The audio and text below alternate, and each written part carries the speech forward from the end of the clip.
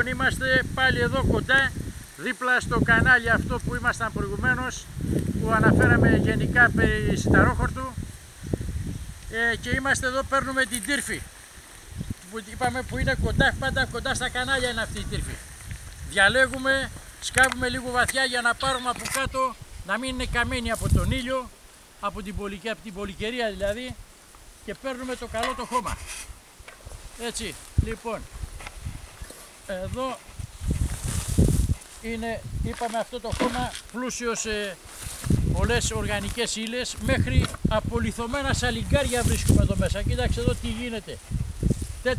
Τέτοια σαλιγκάρια δεν υπάρχουν τώρα. Αυτά είναι προϊστορικά, είναι πάρα πολύ. Τέτοια ράτσα δεν υπάρχει τώρα. Εδώ γεμάτο, μέσα στα χώματα είναι ένα σωρό, ό,τι θέλεις βρίσκεις εδώ μέσα. Τέτοιο πράγμα πρώτο. Λοιπόν, ό,τι ταΐζεις παίρνεις. Γι' αυτό και κόβω πάντα 2 φορές. Παίρνω την πρώτη φορά, εντάξει, είπαμε 100% είναι καθαρό, έχει όλα τα συστατικά του που βγάζει το σιταρόχορτο, αλλά και η δεύτερη παρτίδα, γιατί αυτό ξαναβγαίνει πάλι. Όταν κόβουμε την πρώτη φορά, ξαναβγαίνει πάλι. Βγαίνει αμέσως. Λοιπόν, πάλι είναι εξίσου καλό. Γιατί ό,τι ταΐζεις παίρνεις. Εφάκτο.